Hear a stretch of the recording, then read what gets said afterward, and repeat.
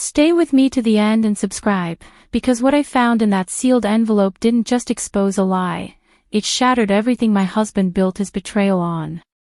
I remember the way Nathan used to look at me. Like I was the center of gravity in his world. We met at a friend's engagement party, where he made me laugh so hard I cried over a spilled glass of red wine. He was magnetic, confident, articulate, and gentle in all the right moments. And I was smitten. Completely and utterly. We dated for a year before he proposed under a willow tree at my family's old lake house. The way he whispered, "You're my forever," still echoes in my mind sometimes, like a cruel punchline now that I know how things end. But back then, I believed him. I believed in us.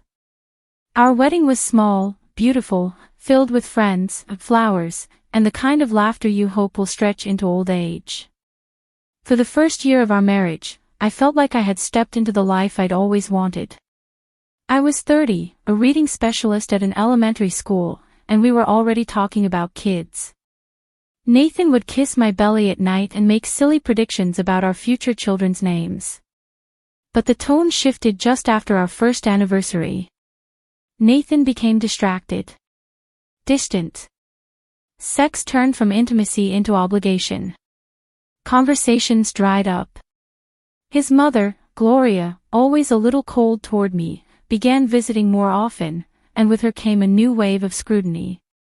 At first, it was subtle. "Oh, darling, you should drink more bone broth. It's good for women trying to conceive." Then it grew sharper. "I knew a woman like you once. Beautiful, yes, but barren as desert clay. It's a shame when men waste their best years."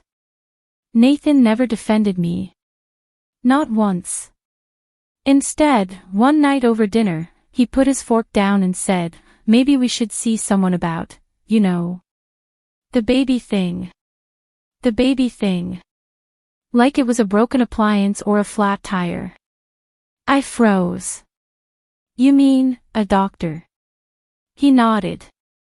"It's been over a year. Maybe we should check if everything's okay, on your side." That phrase stuck with me like a burr under the skin. On your side. He didn't suggest testing himself. Didn't offer to go together. Just sat there with his wine glass, watching me like I was a problem he had to fix. I agreed. Not because I believed something was wrong with me, but because I needed to prove to both of them, him and Gloria, that I wasn't broken. That I wasn't the reason our home stayed quiet and childless while others filled their walls with lullabies. The appointment came a week later. I sat in the clinic's waiting room, surrounded by couples holding hands and whispering to each other. I was alone. Nathan had said he had meetings all day and couldn't rearrange his schedule. I waited. I answered questions. I underwent tests I never thought I'd have to take so clinically, so quietly, without support. Then came the phone call 3 days later. "Mrs. Monroe," the nurse said gently, "I wanted to let you know your results are back. Everything looks completely normal. No fertility issues detected." I blinked at the wall. "Are you sure?" "Yes, ma'am. You're healthy. If you have any questions, the doctor is happy to discuss next steps." Next steps. I had those 2 words carved into my chest now. Because as soon as I hung up the phone, I knew exactly what the next step was. I had to tell Nathan. But when I walked into our home that evening, I found him already in the living room, sitting stiffly on the edge of the couch. Something in his posture made my stomach turn. "I need to tell you something," he said, before I could open my mouth. I froze. "I've been thinking," he continued. It's not working. We've tried, and maybe it's just not meant to be." I stared at him, heartbeat rising. "Are you talking about the baby? Or us?" His silence told me everything. "I met someone," he added flatly. "Her name is Elise. She's younger. She wants kids." I deserve that chance. The air left my lungs. And you think I don't? He looked away. You can't give me children, Clara. I almost laughed. But the sound caught in my throat like broken glass. You're wrong, I whispered. I just got the results today. I'm perfectly healthy. He blinked. His expression faltered for the first time. What? I'm not the one with the issue. He stood up then, jaw tight. You had no right to get tested without me. I had every right, I snapped, tears stinging my eyes. After months of being treated like something was wrong with me. After your mother's digs. After your silence. I had every damn right. He stormed out. No apology. No denial. No explanation. Just silence. And that's when I knew, he had suspected the truth all along. Maybe even known. But blaming me. That was easier. Cleaner. More convenient. And now I had the truth. But I wasn't going to waste it behind closed doors. I was going to let the whole world see exactly who Nathan Monroe really was. Starting with Elise. Because if he thought this was over, he was about to find out just how far from the end we really were. I didn't cry that night. Not even after Nathan left the house without another word, taking with him the illusion of the life we'd built. I sat there on the hardwood floor, the test results still in my hand, wondering if I was in some warped dream where betrayal unfolded in real time. But the silence that followed told me it was real. The door hadn't just shut behind him, it had shut on the person I used to be. In the days that followed, I kept replaying every conversation, every lingering glance, every cold touch. Looking for signs I had missed. Maybe there had been dozens. Maybe I had ignored them out of love. Or fear. Nathan didn't come home after that. He sent a single text message the next morning, asking me to start thinking about the logistics. As if our life together was a shipping container that needed to be unpacked, sorted, and discarded. But I didn't reply. Not right away. I needed time. Not to process the loss, but to prepare my next move. I wasn't angry. I wasn't even heartbroken. I was focused. Because now I had a truth he thought I would never find. A truth he had buried beneath years of manipulation, silence, and emotional withdrawal. Nathan wasn't just a coward. He was a liar who had built his new beginning on my destruction. And it was time to pull the first thread. I started with Elise. It wasn't hard to find her. Nathan was careless with his secrets. Always had been. A few clicks on social media and there she was, Elise Thorne. 27. Personal trainer. Sun-kissed photos of her and Nathan on a boat, her arms around his neck, his smile wide and hollow. The captions made me sick, asterisk, he makes me believe in real love. Asterisk asterisk, starting our forever. Asterisk. Our divorce hadn't even begun, and they were already planning a future. But what Elise didn't know was that Nathan's forever came with a string of lies. Lies I could now prove. I didn't contact her right away.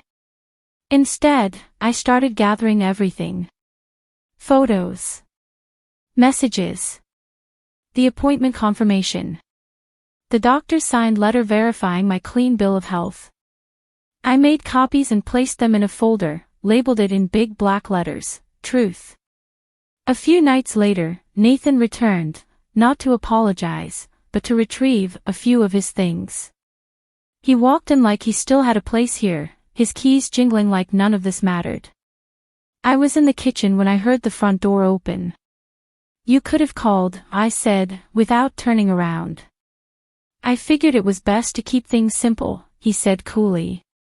I finally faced him. Simple. Like blaming your wife for infertility while you moved on with someone else before the ink on our vows had dried. He didn't flinch. He was good at that, pretending guilt had no home in his chest. You got your answers.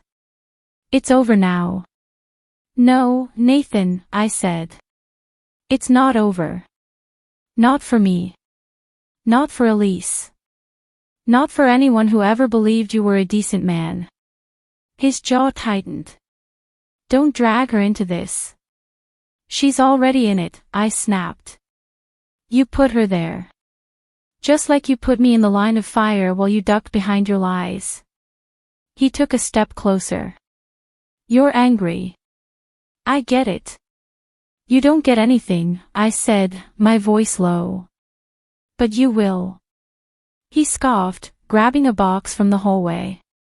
You won't win anything by trying to ruin my life, Clara. I'm not trying to ruin your life, I said. I'm just done letting you ruin mine.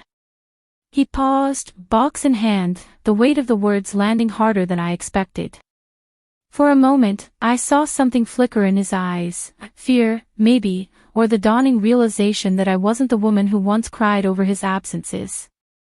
I was someone else now. And I was just getting started. After he left, I mailed the folder. Not to Elise, but to her sister. I'd found her name tagged in one of Elise's birthday posts. Sarah Thorne. A real estate agent. Sharp. Protective. The kind of sibling who'd know how to recognize a lie when it walked through the front door in expensive shoes. 3 days later, I got a message on Instagram.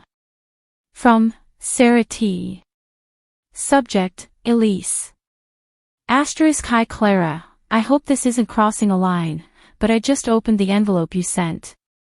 Is all of that true? Asterisk. I replied within seconds. Asterisk every word. Every document. I can back up every claim. Elise deserves to know, asterisk. Sarah didn't respond right away, but I didn't expect her to. I had planted the seed. Now I just had to wait for the roots to shake the ground. The next time I saw Nathan, it wasn't planned. I was at the grocery store, sunglasses on, trying to choose between 2 brands of pasta when I heard his voice 2 aisles over. Elise was with him. They were laughing. Carefree. I peeked around the corner. He was holding her waist, whispering something in her ear. But Elise, she wasn't smiling. Not really. There was tension around her eyes. Her arms were stiff. I knew that look. I had worn it too many times to count. They moved past me without noticing. But I had a feeling the storm had already begun. Sure enough, that evening I got another message. This time from Elise herself. From Elise T. We need to talk. I stared at the screen for a long time. Not because I was afraid. But because I could already see the cracks forming in Nathan's perfect world. And tomorrow, I planned to help finish what Truth had started. Elise had no idea how deep the rabbit hole went.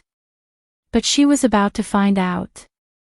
The message from Elise stayed on my screen for a long time. We need to talk. Just 4 words, but they carried the weight of a woman whose world was starting to split. I recognized the tone immediately, not rage, not denial, but the cautious hesitation of someone trying to understand whether they were the fool or the victim. It brought back memories I had buried under months of silence and detachment. And for the first time, I didn't feel alone. I waited 2 hours before replying. Asterisk of course. Whenever you're ready, asterisk. The reply came instantly. Asterisk tomorrow. Noon. Cafe Haven. Please come alone, asterisk. Cafe Haven. I knew it. A little rustic place Nathan used to take me during the early days, when he still pretended to adore me. When he still told me stories about how he wanted a family someday, with eyes like mine and his mother's stubborn chin. He had taken her there too. He reused places the way he reused words, like recycled vows, just with different names attached. The next morning, I arrived 10 minutes early. I chose a seat by the window, ordered a peppermint tea, and waited with my palms flat on the table to stop them from shaking. Not out of fear, but restraint. I had no idea how Elise would come in. Defensive. Betrayed. Furious. But when she walked through the door, she looked exhausted. Dark circles under her eyes. Shoulders tense. And a quiet storm hiding behind them. She spotted me instantly and walked over, her expression unreadable. She didn't sit right away. I read everything, she said flatly. I nodded once. I figured. I didn't want to believe it at first. Thought maybe you were exaggerating. Or bitter. That would have been easier for you, I'm sure. She lowered herself into the chair. But then I remembered something Nathan said a few weeks ago. About how his first wife couldn't give him children. And the way he said it, it was so cold. I said nothing. She pulled something from her purse. The test results. I had them verified. Called the clinic. They confirmed everything. And now I keep asking myself, how did I not see it? I leaned forward gently. Because you wanted to believe him. Because he made it easy to doubt me. Just like he made it easy for me to doubt myself. Elise's eyes filled with tears, but she blinked them away. I told him yesterday. That I knew. That I'd seen the documents. He said you were desperate. That you forged it. Of course he did. He even tried to accuse you of hacking into his medical records. I couldn't help but let out a bitter laugh. Nathan always finds new lies when the old ones stop working. We sat in silence for a moment. Then she asked the one question I had been waiting for. Why did you send them to Sarah? I looked her in the eye. Because I knew she'd protect you when you couldn't see the truth for yourself. I've been where you are, Elise. And I didn't want another woman to be humiliated by the same man who tried to bury me. Her lip trembled slightly. He said we were going to try for a baby. He bought books. Picked names. I know. That was his script with me, too. Another pause. Another weight dropped between us. Then she whispered, I made an appointment. For what? To get tested. I had to know if it was me, or... My heart ached for her. You shouldn't have to go through that alone. She shook her head. I don't. Not anymore. There it was, the crack. The one that would shatter everything Nathan built with his new web of lies. Elise was waking up. I told him if the tests come back and I'm fine, she said, I'll leave. I won't let him trap me the way he did you. I nodded, slowly. Good. She looked at me again, softer now. You could have stayed silent. You could have watched from a distance. I could have, I said. But then I wouldn't be able to sleep at night.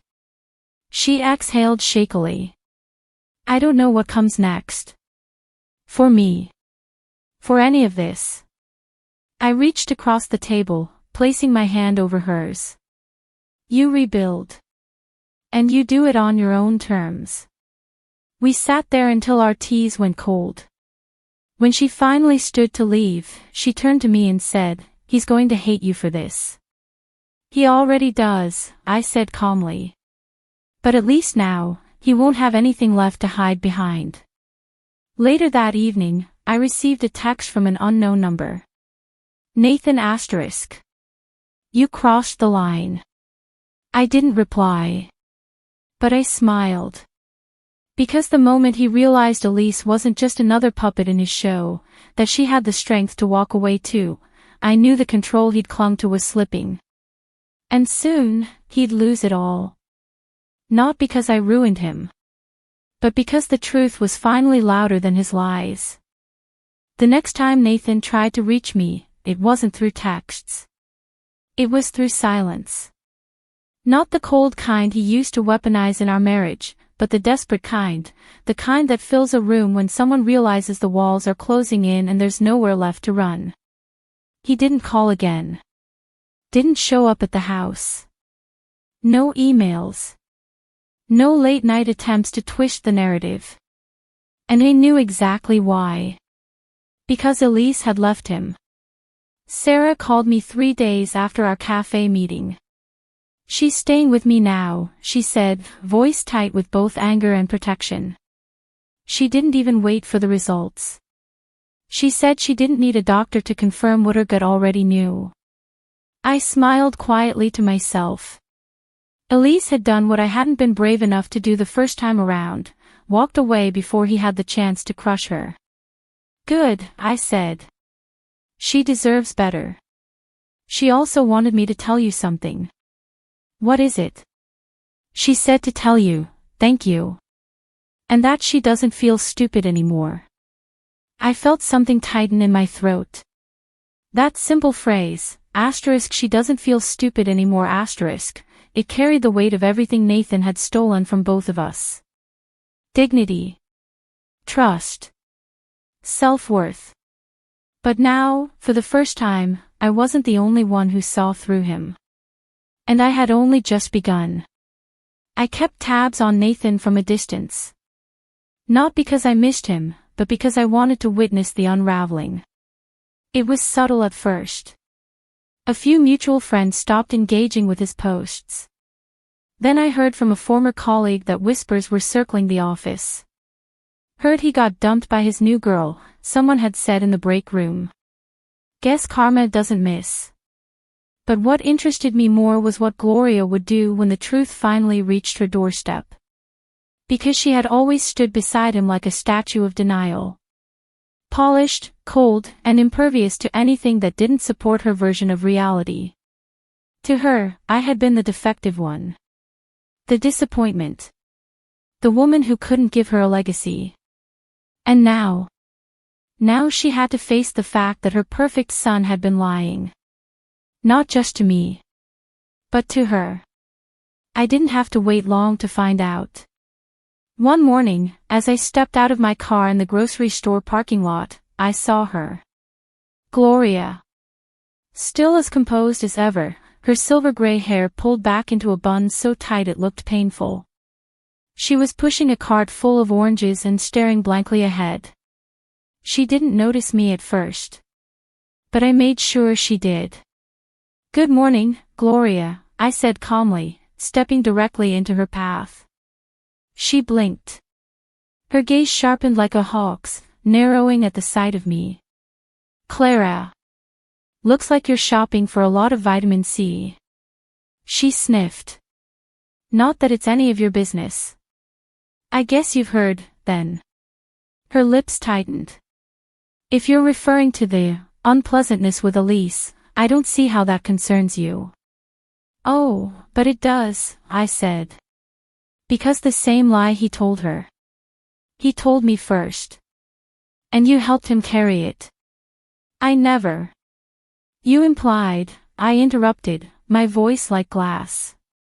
"Every time you said I wasn't enough. Every time you looked at me like I'd failed your son. And now we both know the truth." She looked away, her jaw clenched. "You don't know what it's like to see your child suffer." "I do," I said. "Because I suffered too. Because your child made me suffer. And you applauded it." She said nothing. I leaned closer, voice low but firm. "You enabled him. And now that everything's come to light, your silence won't save his reputation." "I should have known you'd try to burn it all down," she snapped. "No," I said, stepping back. "He did that on his own. I just stopped pretending it wasn't happening." She turned without another word, but her hand on the cart trembled. Later that week, the cracks widened further. An old friend from Nathan's firm reached out. "You might want to hear this," he wrote. His supervisor's been asking questions about his conduct. Apparently, someone passed along copies of the fertility documents. I paused. Not me. Not Sarah. Not Elise. That meant the truth was spreading all on its own now. Like a fuse finally lit. I had ignited it, but others were keeping it burning. And Nathan had no idea where the flames would strike next. That Friday, I got another call. This time from a number I didn't recognize.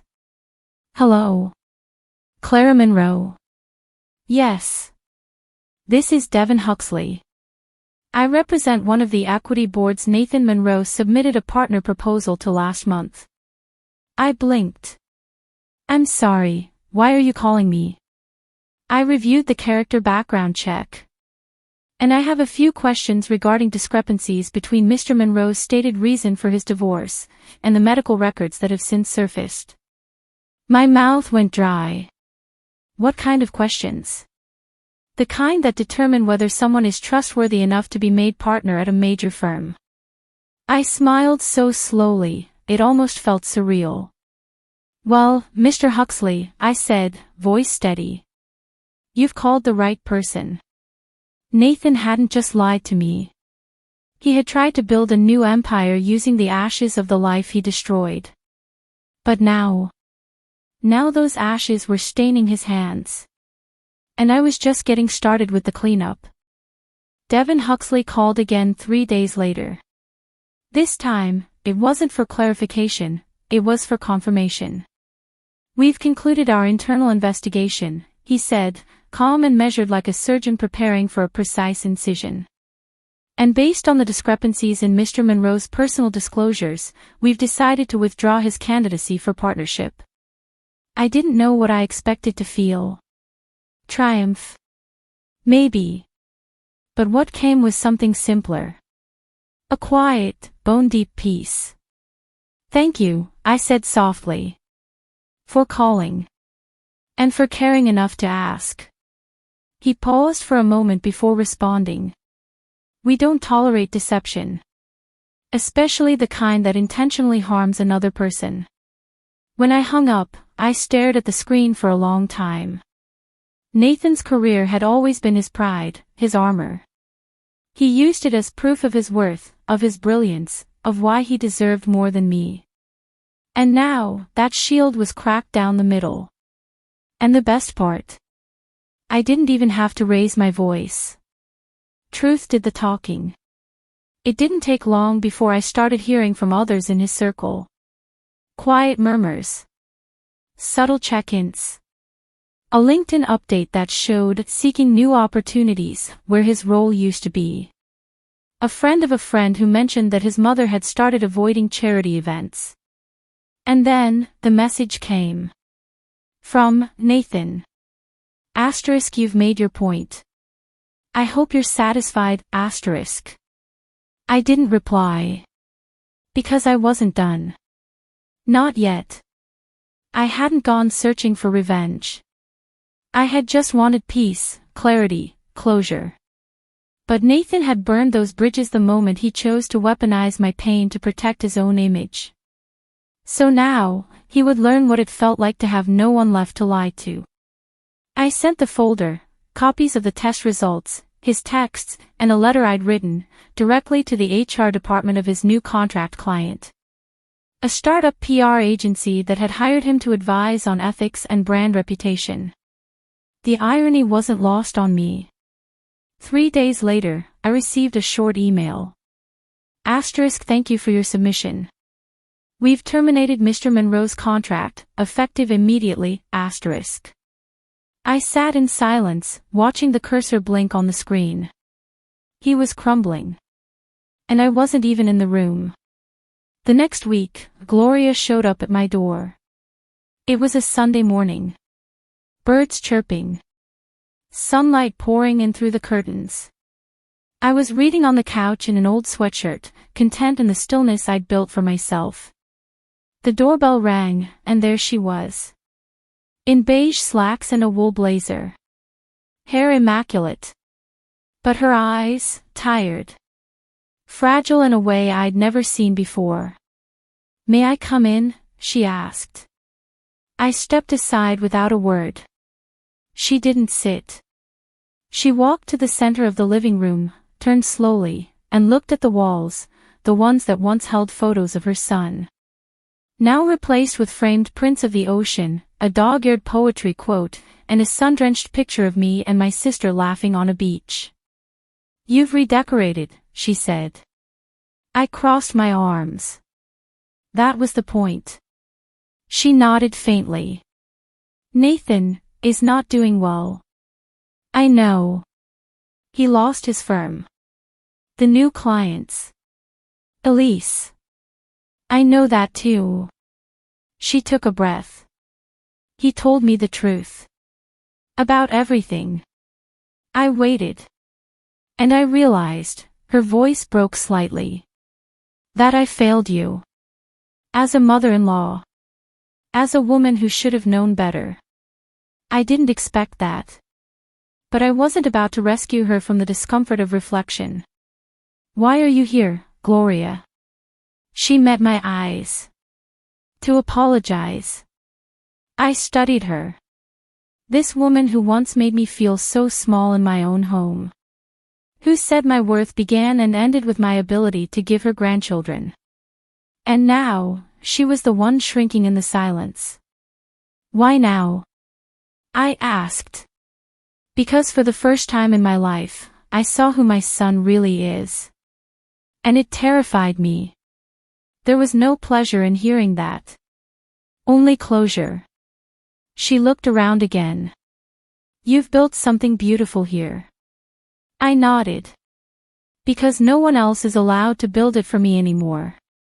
Gloria gave a slow, solemn nod. "I won't take up more of your time." As she turned to leave, I spoke again. "Gloria." She paused in the doorway. "I hope you mean what you said. Because if you do, then maybe, just maybe, you'll do better for the next woman Nathan tries to deceive." Her shoulders slumped a little. And then she walked away. That night, I sat on the porch and stared out at the stars. For the first time in years, I wasn't thinking about what I had lost. I was thinking about what I'd reclaimed. My voice. My strength. My story. Nathan had tried to define me with his lies. But now, I was rewriting every chapter, one honest breath at a time. And I was just getting started. The email came late. Almost midnight. My house was dark except for the soft glow of the lamp beside my bed, and I was halfway through a novel when the notification buzzed. I glanced at my phone, expecting a calendar reminder or another spam offer for discounted cookware. But it was from Nathan. Subject line, "Just read this, please." I stared at it for a long moment before opening it. "Clara. I know I'm probably the last person you want to hear from. And I wouldn't blame you if you deleted this without reading a single word. But if you've come this far, all I ask is a few minutes of your time, I'm sorry." That was the first line of the body. Just 2 words. Neat. Hollow. I've lost everything. Elise left me. My firm dropped me. My mother barely looks me in the eye. And I know you had a hand in it. But I'm not writing to accuse you. I'm writing because I finally see it, I did this. Not you, I stopped reading for a moment. Not because I was emotional, but because I couldn't decide if I was witnessing guilt or manipulation dressed in new clothes. You were always kind. Patient. You trusted me when I didn't deserve it. I used your silence to rewrite a version of events that made me feel less like a failure.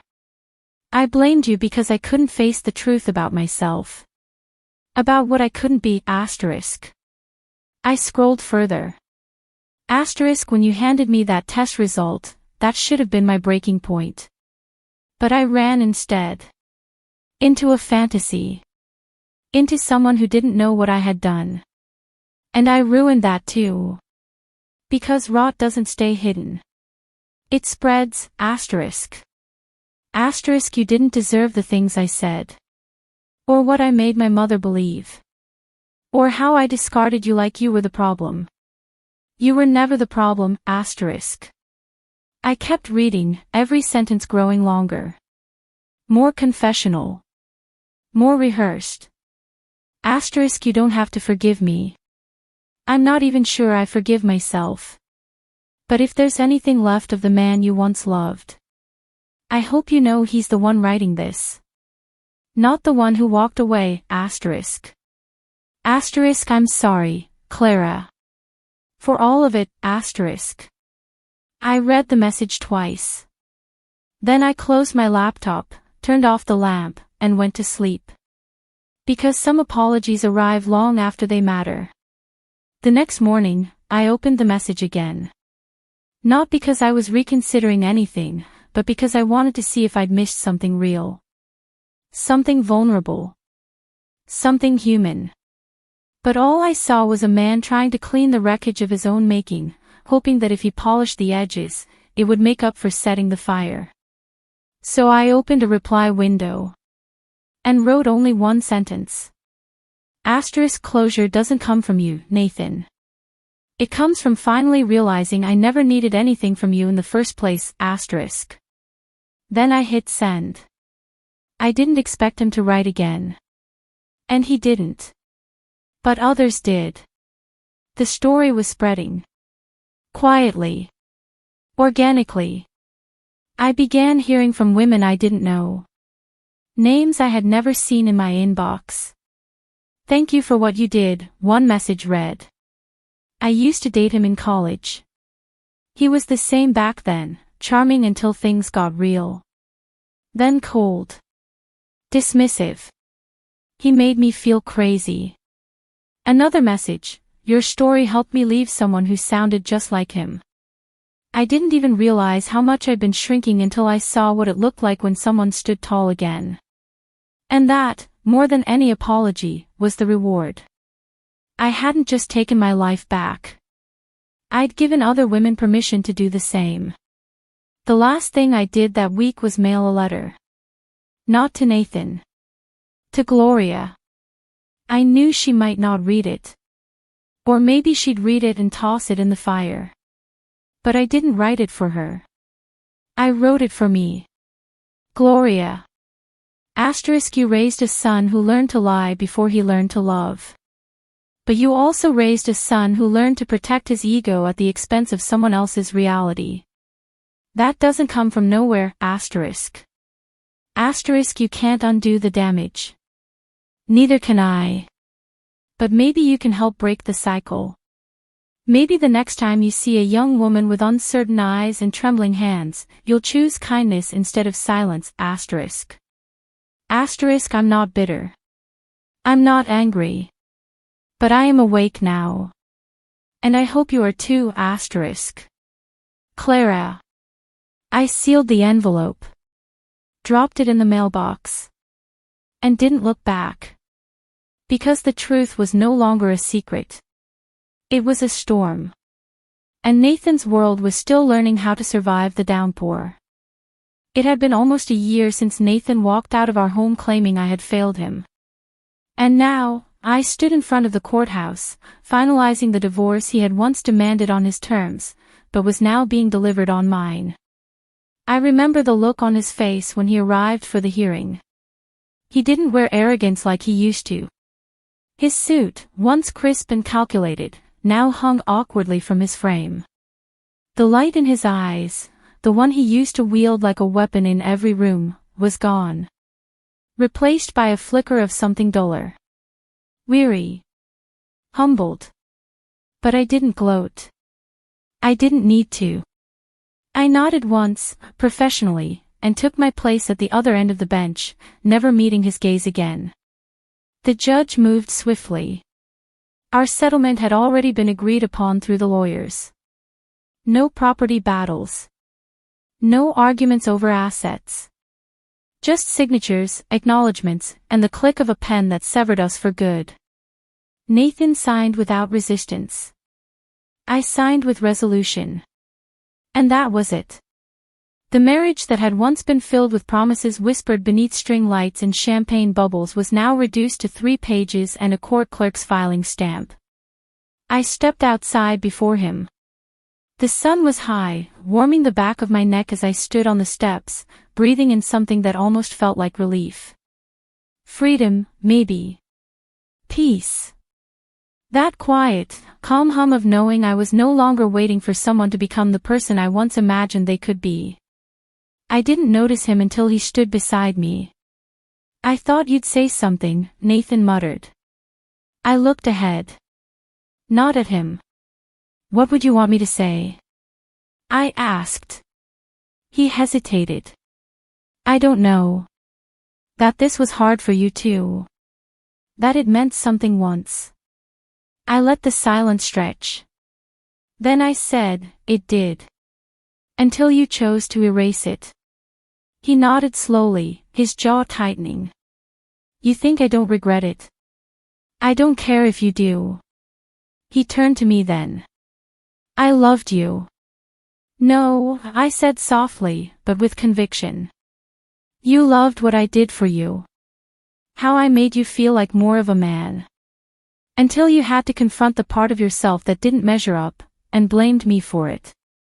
That shut him up. I turned to leave. But then he called after me. "There's something else." I stopped. "What?" "I saw the picture," he said. "Of you. In Bali. With that guy." My back stiffened. His voice faltered. "You looked happy." I was. He nodded, almost like he was chewing the bitterness in his mouth. "Is it serious?" I finally turned to face him. "Yes." "You're dating someone." "I'm building a life," I corrected. He looked down. "I guess I thought maybe, someday, we could talk again." I tilted my head. "You had that chance. Before the first lie. Before the second. Before Elise. You don't get to circle back once the house is burnt and expect a welcome mat." His throat bobbed. "I still think about you," he said. "Then think about the version of me you destroyed," I said. "Because this one, the one standing here now, you don't get access to her anymore." I walked away. I didn't cry. I didn't tremble. My heart didn't ache. It was over. And I had outlived the version of myself he left behind. When I got home, I opened my journal for the first time in months. Not the one filled with grief and confusion and frantic scribbles of self-doubt, but a fresh one. On the first page, I wrote, August 15th, free. That weekend, Daniel visited. We'd met months earlier through a mutual friend at a gallery opening. He had this calm energy about him, like someone who had been broken before and learned to rebuild slowly, intentionally. He never asked too many questions. Never tried to solve me. Just showed up, with flowers, laughter, and the kind of honesty I had once stopped believing in. When he walked through my door, he held a bottle of red wine in one hand and a grocery bag in the other. "Dinner's on me," he said, smiling. I grinned. "As long as it's not spaghetti again." He laughed. "Hey, I added mushrooms last time. That was gourmet." Later, as we ate by candlelight in my small kitchen, he looked at me with a seriousness I hadn't seen before. "You seem lighter," he said. "I am," I replied. "It's finally over. Do you want to talk about it?" "No," I said gently. "I want to talk about you. About now. About what comes next." He reached across the table, took my hand in his, and gave it the smallest squeeze. Then he said, "You're stronger than anyone I've ever met." And in that moment, I believed it. Not because I had taken Nathan down, but because I had refused to stay down when he tried to bury me. And now I was rising. The first time Daniel told me he loved me, we were standing barefoot in the ocean. It was the middle of October, but the beach was warm and quiet, and I had been laughing at the way he tried to skip stones and kept failing miserably. He looked at me with that lopsided grin, his shirt sleeves rolled up, the sunlight catching the flecks of green in his eyes. "I love you," he said, simple as breath. And I didn't flinch. I didn't hesitate. I didn't think of Nathan. Because for the first time in years, my heart was free of echoes. "I love you too," I replied. And I meant every syllable. The months that followed felt like a kind of healing I hadn't known I needed. Daniel didn't fix me, he never tried to. He just stood beside me as I stitched myself back together. Quietly. Patiently. With gentle reminders that I had always been whole, even if someone else had tried to convince me otherwise. We traveled. Cooked. Spent slow mornings wrapped in blankets, reading novels aloud. We planted a garden together, and he built me a bookshelf even though he'd never held a hammer in his life. It collapsed the first week. But I kept it. I told him I loved its flaws. He kissed my forehead and said, "Like me?" "No," I smiled. "You're perfect." I had rebuilt so much. Not just the routine of life, but the soul of it. The small joys. The quiet mornings. The peace that no longer required permission from anyone else to exist. But Nathan's shadow hadn't disappeared entirely. One evening, Daniel and I were out shopping when I heard someone whisper behind me, "That's her, the one from the story." At first, I thought I imagined it. But then another voice replied, "She's the one who exposed him. Took him down. He lost everything." Daniel must have noticed my posture shift. He reached for my hand instinctively. "You okay?" I nodded, brushing it off. "Just tired." But inside, something stirred. I wasn't embarrassed by what they'd said. I wasn't ashamed. But I was tired of being known for the worst thing that ever happened to me. Tired of being the ex-wife who uncovered the truth. I wanted to be more than that. And Daniel knew it.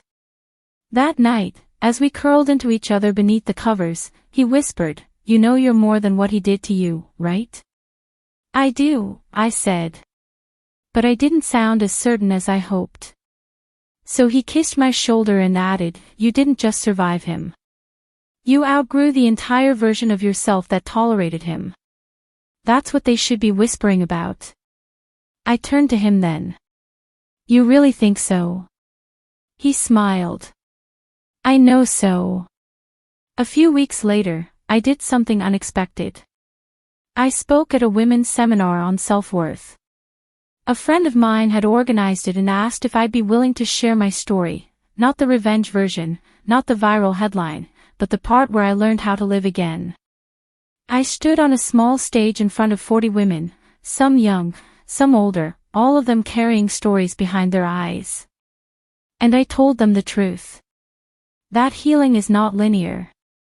That even after you leave someone who tried to break you, there are days when their voice still echoes inside your mind.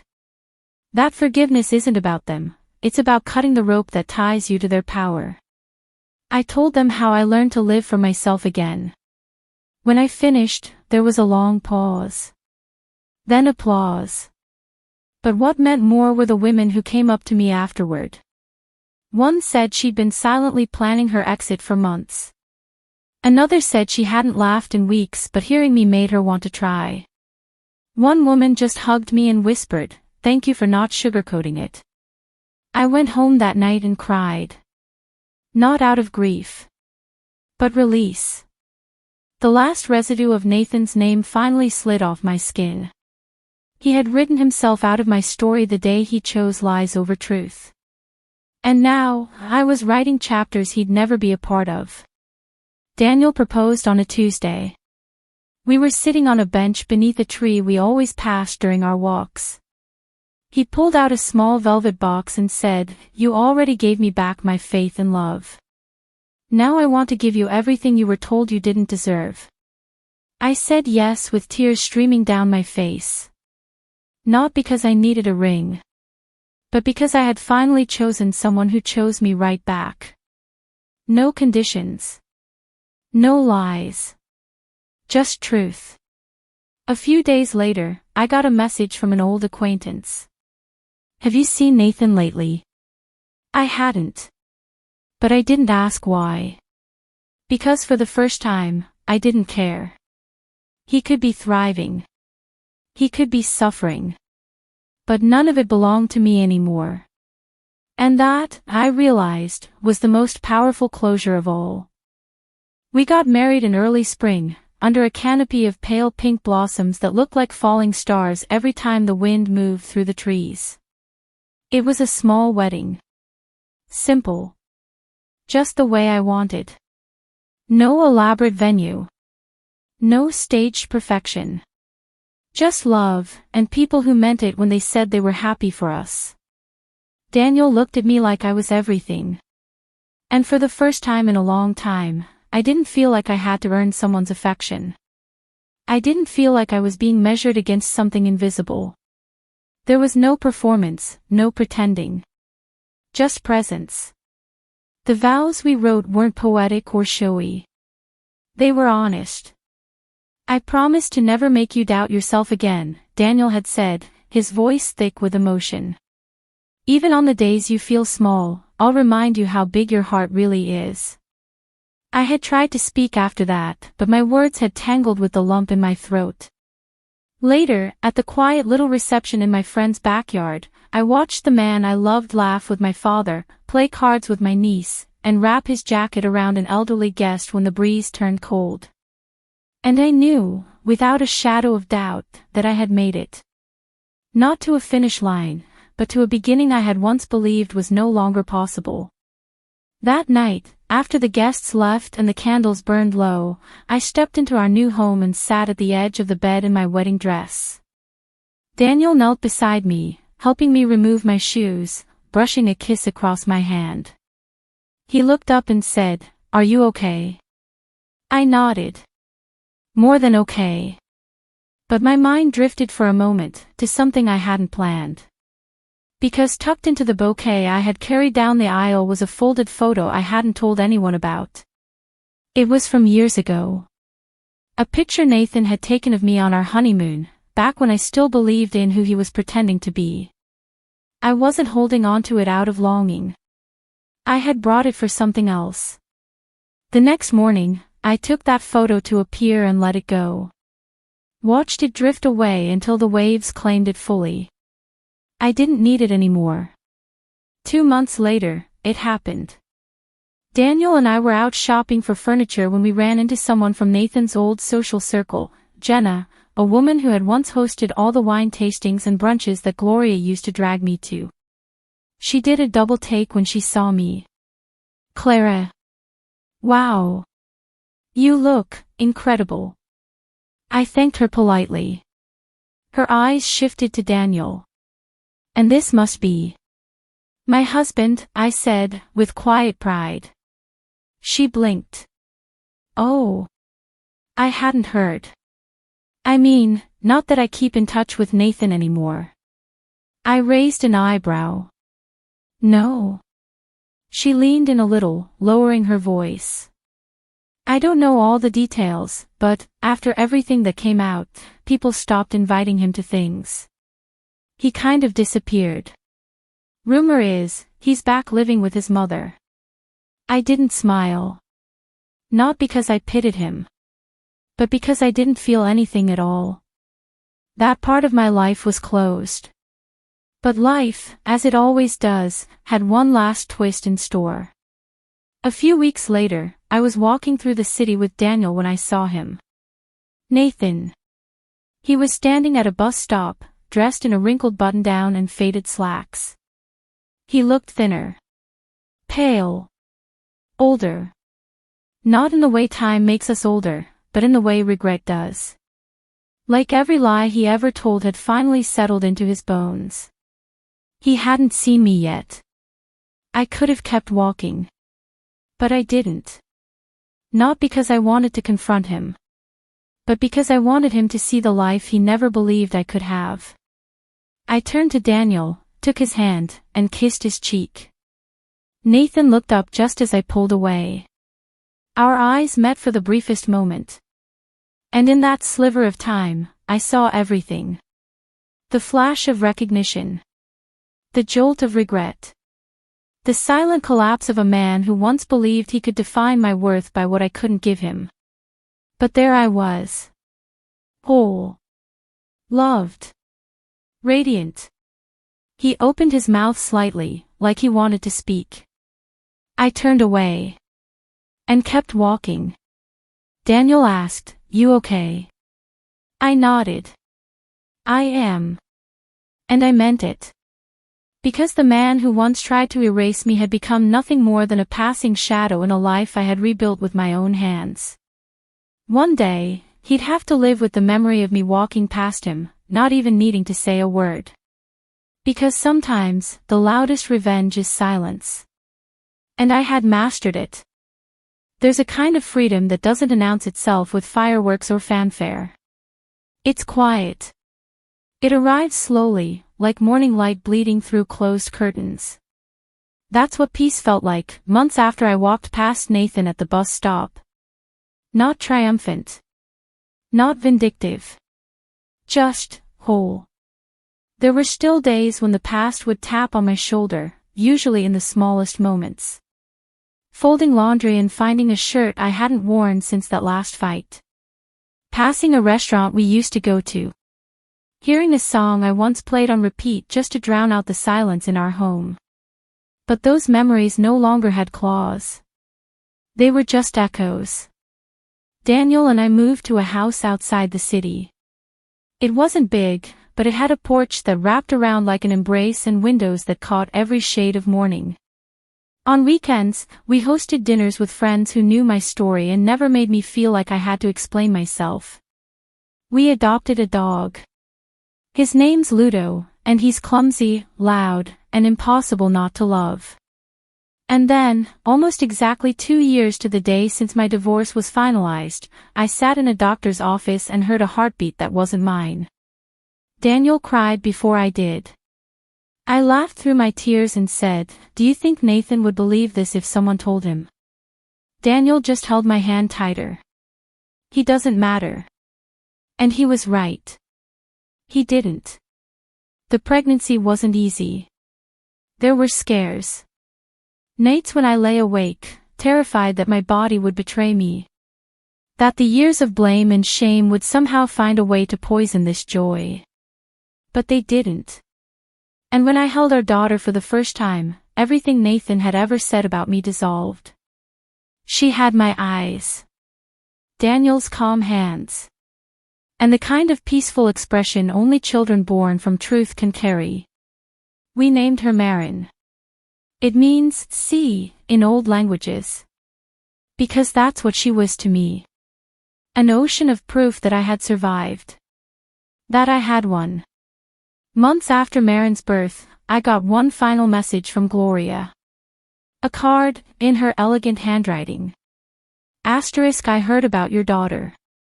I wish I could say something more than congratulations, but I know I've forfeited the right to say anything else.